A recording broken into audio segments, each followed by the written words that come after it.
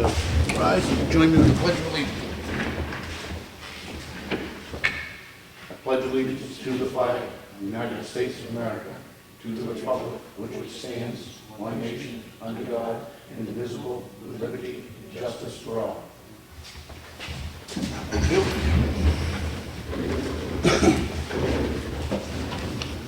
We have two sets of minutes, the first being from the Selectmen's workshop, Monday, June 8th. I make a motion we accept them as printed. I'll second. Any discussion? Nope. All in favor? Aye. And then we have the minutes of the Selectmen's meeting, which occurred on Monday, June 8th, with additions. Make a motion we accept them as presented. I'll second it. Any discussion? All in favor? Aye.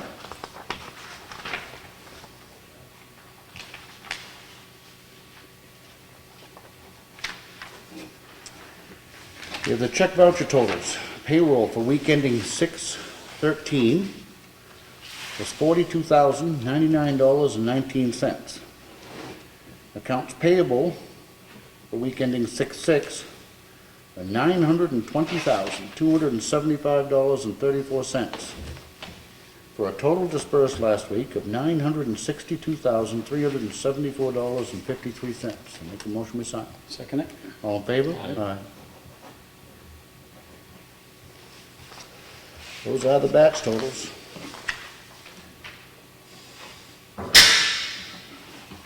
Glad they're not my bills.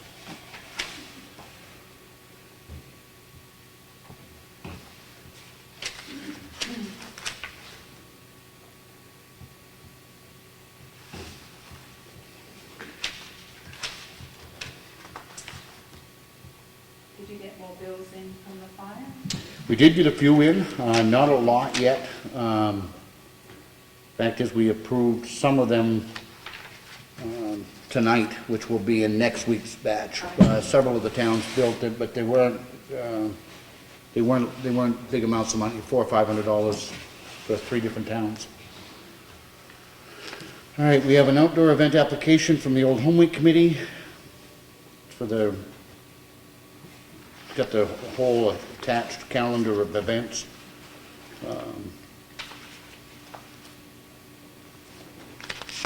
It's been through all of the departments. They've all signed off on it. It's a continuation of what they've been doing in years past. I make a motion, we approve it. Second it. Any discussion? All in favor? Aye.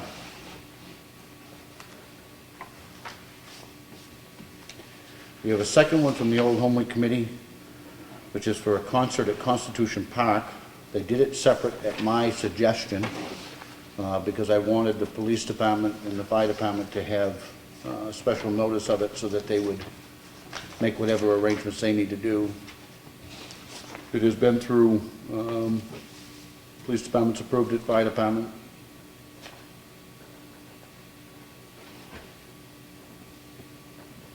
Fire department approval shows that they're going to continue to evaluate it. The fire department should be present.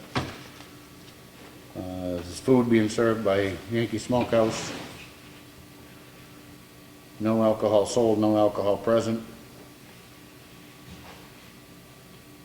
It's at Constitution Park on June 27th, again during Old Home Week. I make a motion we approve it. I'll second it. Any discussion? All in favor? Aye. Is that for the concert? Yes.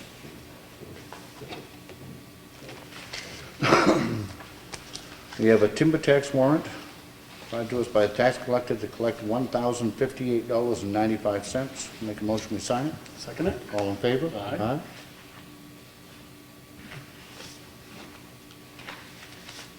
We have an excavation tax warrant to collect $70.84. Make a motion we sign it. Second it. All in favor? Aye.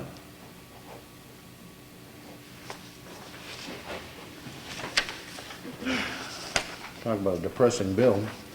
Been notified from the Government-Overite School District, talking about their 2015 appropriations, but more importantly, providing us our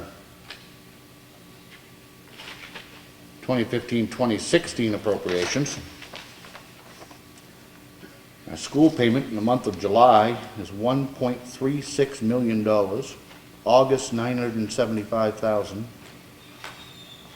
October, it drops way down to $68,000, and there are 3 payments at $453,000. One at $329,000, one at $907,000, another one at $453,000. Then we actually don't have a bill in April, which is a nice day off. And then $783,000 and $907,000. Our total bill for the school this coming year, $7,145,625. There's not much, Education is cheap. not much we can say or do about that other than try to make the payments. We have an email to Ellen, which is from, help me out, Ellen, New Hampshire Employment, Emergency Management Program. This is saying that we got our amended grant for an additional $1,500. That was to update our The local emergency operations plan. operations plan. Okay. It's using the new format. Okay. We have a raffle permit application from the Schools Out program. It's one they've done as they've done in the past. It's a calendar that they sell. They are required to get a permit from the Board of Selectmen. I'll make a motion, we approve it. Second? Any discussion? No. All in favor? Aye.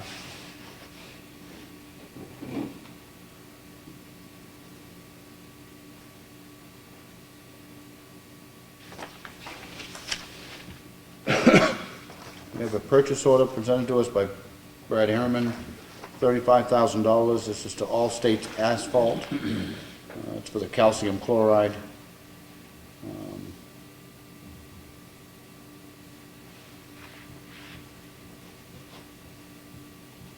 For dust control, anyway, $35,000. Make a motion, we approve it. Second it? All in favor? Aye. What was that? Oh, sorry. It's for calcium chloride, for dust control on the dirt roads. Did you get any sell them in the office? I don't have any issue with that. Huh? What they've done in the past. We have a purchase order to the Mitchie Corporation. This is for a precast rigid frame. This is for the bridge at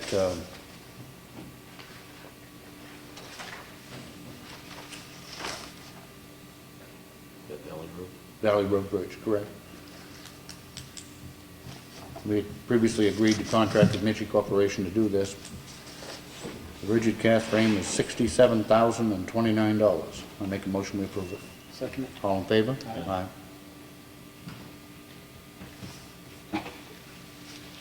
We have a copy of a card here that was, I presume, sent to the police department.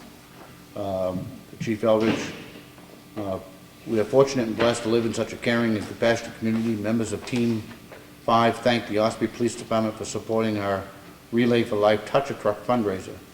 The children love sitting in the police cruisers and learning how everything worked. Sergeant King and Corporal Swift helped to make the event a success with their friendly professional mannerisms. Once again, many thanks to the Ossipee Police Department for kind support. Thank you, Cheryl Riley, Team Captain.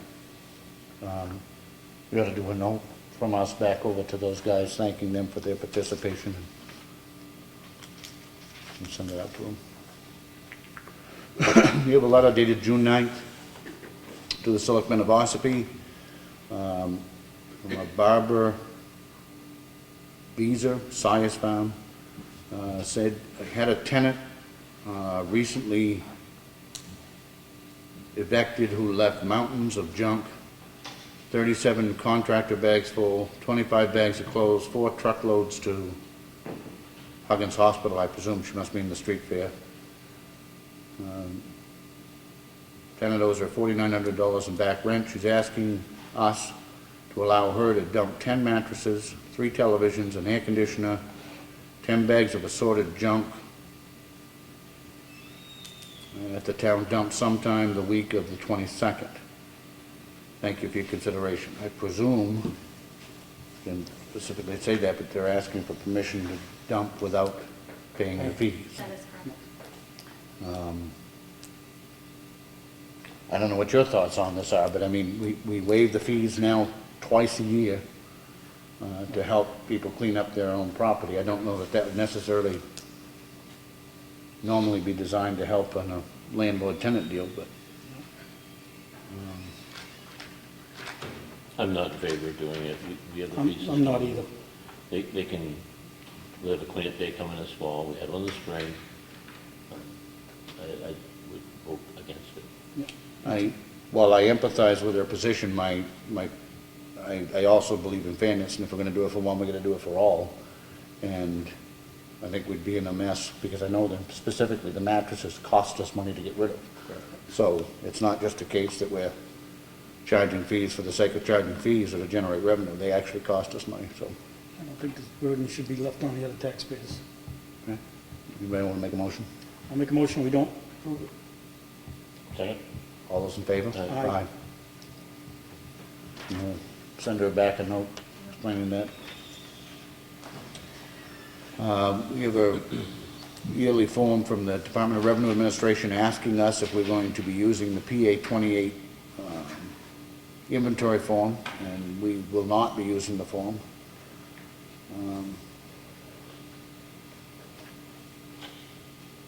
Is this just in here because it doesn't show that we have to sign? You are the assessing official, so it doesn't need to be signed. We're the assessing official? You are. Oh, okay.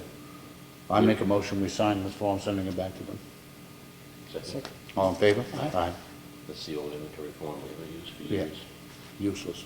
Most useless form I ever saw in my life.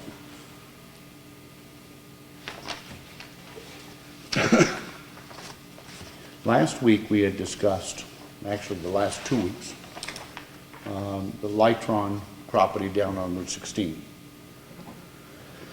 Taxpayer has asked the board to refund the difference of the warranted 2014 assessment and the agreed-upon settlement value of 1.5. The property was originally assessed at $2,056,700.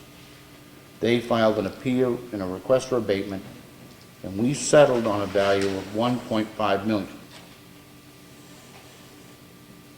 The 2015 tax rate went out at the $2,056,000 level, as it should have.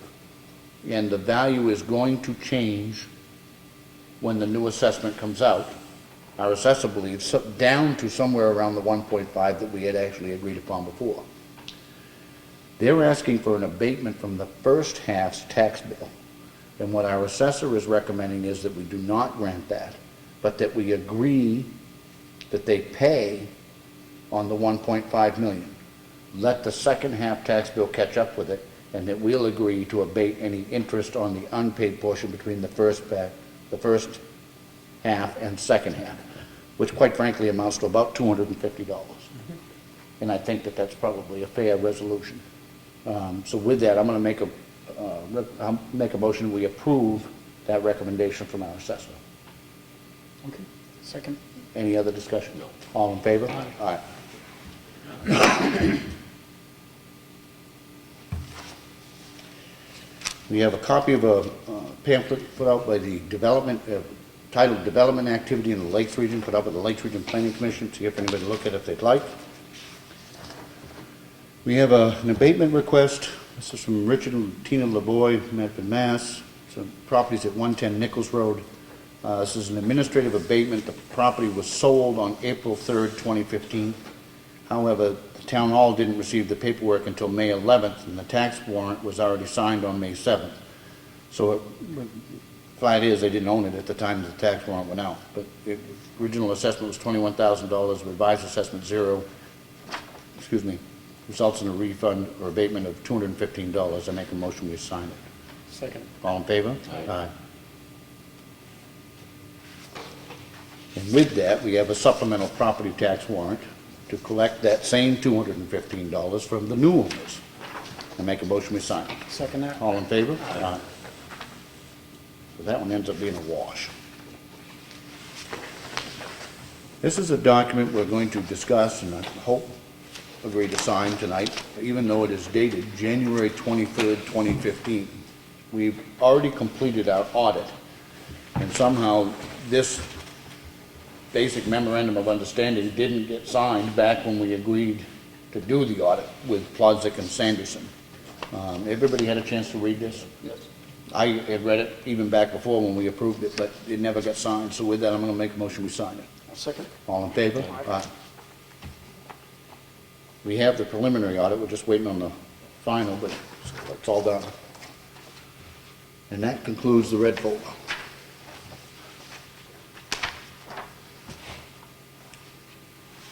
Old business. Bob? No, I don't have any. I don't think we have to sign this, just you. Okay. Just have to title it and date it.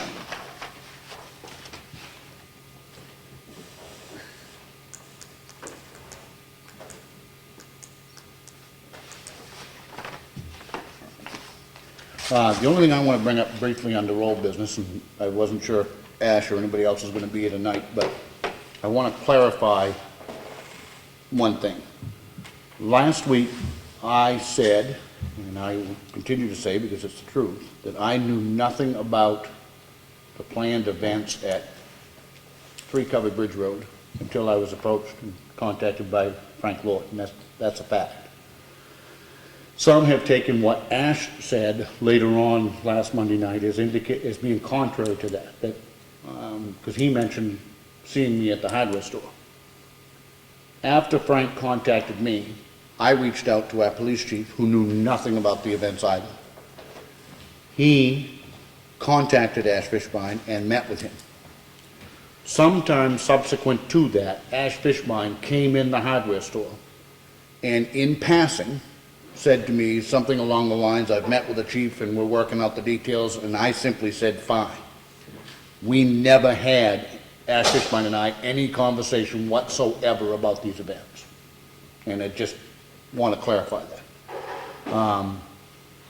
We denied the permit, we stand by that denial, and if they want to conduct a commercial enterprise on a lot that's not zoned commercial, then they need to go seek a variance. Or change the zoning at town meeting, either one. But the permit to hold the event, which I believe should be for temporary events, was not approved. Anybody have anything else under old business? I don't. New business? Anybody? Frank? Bob? I don't either. Do we have any need under non-public for the tax collector tonight? Nothing I'm aware of. Can I bring something up? Sure. Charlotte Fitzpatrick contacted me. She left a voicemail last week. She's going back to the little free libraries that we discussed. Right now, they have one location, and that's at the transfer station. And she said that you had suggested that if she comes into any struggle, that we might be able to suggest some alternate locations. She's been turned down by the Humane Society as a location, so right now she's just got the one, and she's looking for any other ideas that we might be able to present to her. I spoke to her also the other day. It is a very worthy little program that's run by the Rotary. And I suggested that she contact the West Ossipee Fire Department. I thought that they might be, my only thoughts were to try to spread them out geographically, that might be a good location. My understanding was she had contacted the Historical Society and it was rejected down there because they were worried about the snow removal. It's a nice program. It doesn't cost anybody anything. I suggested her to reach out to the commissioners up at West Ossipee and see if they wouldn't be interested. I don't know. If anybody has any other ideas? Does she have any suggestions?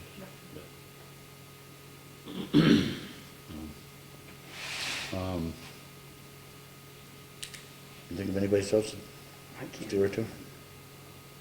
It's basically just a little kiosk. They put up, they maintain, and it has books for loan. But it's a nice, Go out to the community and ask business people. yeah. Yeah. Or through the chamber, maybe ask the chamber through their membership.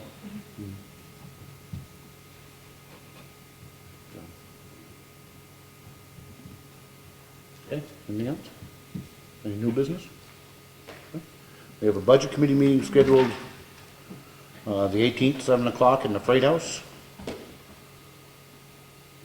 Public input, anybody? Yes? So just to clarify that nothing further has developed with the whole situation, no permits denied, if they want to do something, they'd come before you for a variance? No, they wouldn't come Before before the us, zoning they would board. go before the zoning board. Okay. There's two, the outdoor event ordinance is completely separate from our zoning ordinance. I believe that if they want to do a commercial venture on a property that's not zoned commercial, then they need to go and seek a variance or a zoning change in order to do that. I consider it to be a little bit backdoor that they would try to do this scale for this long a period of time under the outdoor event ordinance, which is generally meant, like it is for Old Home Week, to allow the different departments to plan for a limited time event. That's what it has historically been designed for and only used for. I don't think that we've ever approved or would necessarily approve an outdoor event application which had so many dates all summer long. That's not what it was designed to govern. So, kind of two processes. We've denied the outdoor event application. And if they choose to go forward with that, they would need to do so under a variance with a zoning issue. And then I don't, my own opinion, I don't think they could prove a hardship when they have commercial property next door where they can do it. And in fact, are doing it. So, we wish them the best, but just not at 3 Covered Bridge Road.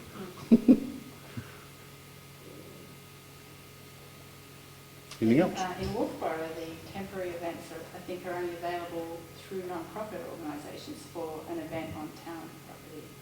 Yeah, we actually started this, I helped write this ordinance back in my other life as police chief, but it was designed not just for nonprofits, but we had in the situation we had back then was a fairly large series of concerts that was happening at a farm down the other end of town that was completely unregulated. And more than anything, what the outdoor event application does is just make sure everybody knows what's going on and give each one of the departments areas that have responsibility of those areas to comment and kind of regulate things, make it safe. That's all it was ever designed to do. It certainly was not designed to approve a series of 30 dates over several months. It's not what it's designed for. Do we have anything else? That was easy. We don't have a non-public? Can I get a photo of you gentlemen with the purple ribbons outside? Absolutely. Yeah. We'll break the camera as quick as with us or dinner, buddy.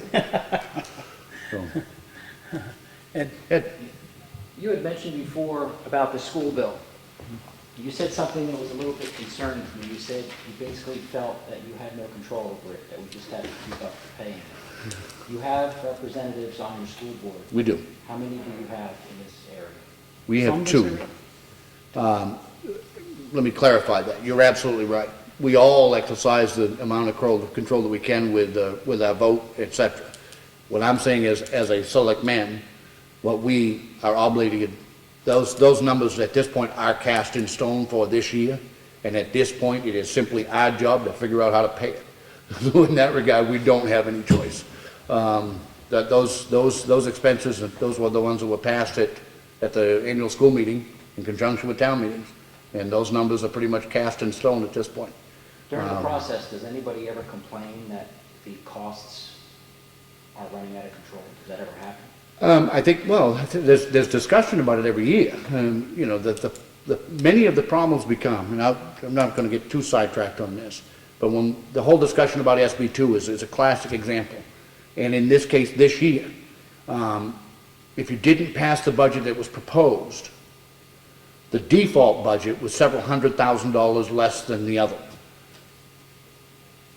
We've talked about this, you and I, about SB2 in general. Anybody would have to be an idiot not to vote for the budget that they presented. If to not do so is going to cost you more. It never gave you another option, and it doesn't frequently. The default budget was higher by a lot of money than the actual budget presented to be voted on. So you would be in favor of another option? Instead of having just a default, perhaps a solid, clear, lower cost option rather than just having. No, what I'd be in favor of is no default budget, period. If the voters chose to vote down the budget, whether they did it at town hall or if they did it at the school district, if they voted it down and said, no, we're not spending that much money, then it would be coming on those boards and to prepare another budget, call another meeting and get it back out to be voted on. I think if you present, the only option you present is to pass what they propose, or because of the rules that are allowed by the statute, the default budget ends up being even higher still, that's crazy. But they have a public meeting beforehand, which I actually They do. attended and reported on. They do. So people, and there was hardly anybody. And there never is. Yeah, so people get an opportunity to critique the proposal, and they were very thorough at that meeting. But the default budget was higher than the proposed budget. I hear, in every meeting I cover, I hear the same thing, that I don't know what you have to do, but in Brookfield, we actually are starting to have to possibly go out and borrow money to get us through that first huge payment. We tried to ask them, could you at least make the payments all equal so we could adjust our budget, so we could account for that? They wouldn't do it. We have made the same request here in the past. I can tell you that we haven't yet had to borrow. We will shortly. We are authorized through tax anticipation notes. We're a lot farther along in the year this year without borrowing than we were last year. But, you know, when you have to come up with payments like those of, you know, $1.3 million. Is there ever, not like this, is there ever presented for an SP2 ballot here? No, I don't think so. not in Ossipee. Well, I don't think it's ever been voted on in Ossipee. No. What's the Not second since I've been one here. about it? I don't like it for the very reason that I'm saying is going on with the school.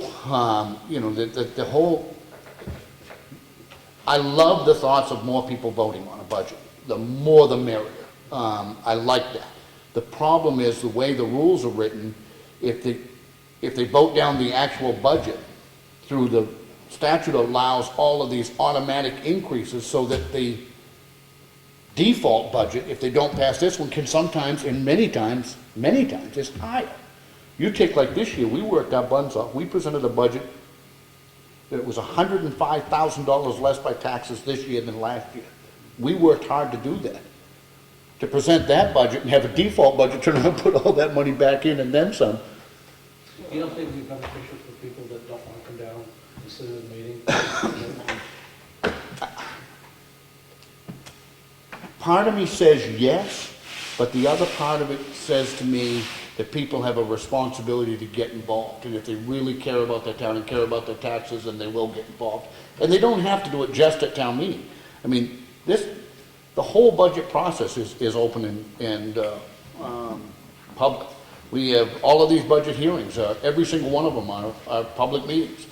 And then when that budget process is done, we have a public budget hearing, again, to go over all of that, well prior to town meeting, and nobody comes to that meeting. So in the SB2, you have the deliberative session where they can make all kinds of changes. So you haven't changed a thing from the traditional town meeting, you've just changed the title of it. Because if we don't get people out to that deliberative session, then you can have the same special interest do what sometimes happens at town meeting. I don't think you gain anything. I would like to see a coordinated, collective effort from all the towns that send their children to Governor Wentworth to strongly recommend to our elected school board members to watch the budget. Now, a lot of it, you know, like you're saying, nobody comes to the meetings. Even school board meetings, Big thing. hardly ever. So you can only do so much, but You can only do so much, that's fact. Thank you. Any other public input? Guys? Just coming in? Okay, we're just getting ready to leave. So sorry about that, but no, nobody has anything else to come before the meeting? I make the motion we adjourn. A second? All in favor? Aye. Aye. Thanks.